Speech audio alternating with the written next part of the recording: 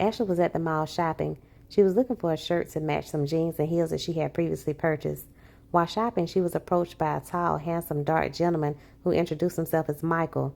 He complimented Ashley on her beauty and offered to take her out sometime so that he can get to know her better. Ashley thanked Michael for the compliment, and she agreed to go out on a date with him, so the two exchanged information and they went their separate ways.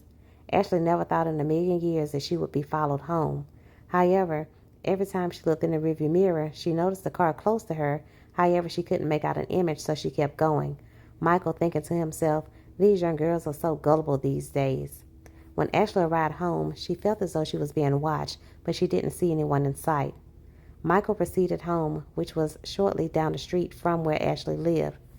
Michael lived in a huge mansion that was very nice and well lit. When he entered the home, he said, "Hi, honey, I'm home." Yes, his wife. She came up the stairs and said, "Hi, honey, how was your day?" So the two sat down and talked about how Ashley was going to make them hundreds and thousands of dollars with their operation that they have going. Sarah runs the operation and Michael does the hard work. The following day, Ashley and Michael, they arrived at a restaurant. Ashley was thanking Michael for getting her out the house because she never goes anywhere. Michael had everything planned with the masked men. The masked men came from behind the van. They grabbed Ashley. She was in disbelief. She was scared. She was frightened. She tried to fight them off, but Michael, he just stood there and looked and didn't help at all.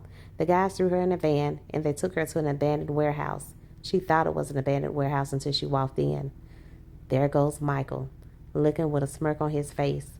He looks over at Sarah and says, "Honey, how did I do?"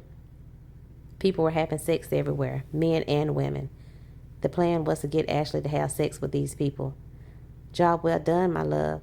I see that I can trust you with going out getting these women for our operation." "Absolutely." "Ashley, how could you do this to me?" "What is going to happen?" Sarah told Ashley to just relax. Once she takes the pill, she won't even remember what happened and she won't feel a thing. Ashley had already texted her cousin James, who was a law officer. She texted him while she was in the back of the van.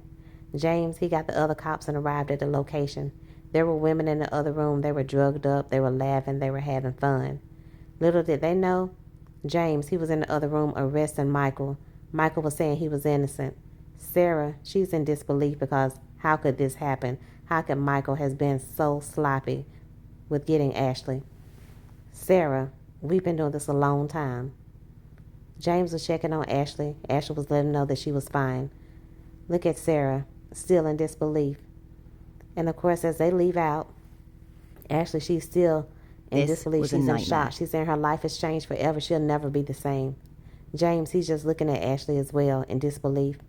When the two arrived at court, Michael and Sarah, they were sentenced to 20 years in prison for sex trafficking and running that organization. The other women that were in there, they were freed. Ashley, she looked at them both and said, "I hate that this happened to me, but you all will never be able to hurt anyone else, and I'm glad the other ladies, they're free as well." Ashley had to journal in order to heal and overcome this sadness. My life has changed She forever. also had to I'm talk more herself through cautious the now. situation and attend counseling. Once she completed her counseling session, she went to her cousin James, and she thanked him for his help. The two had completed the case. Michael and Sarah, they'll never hurt anyone again.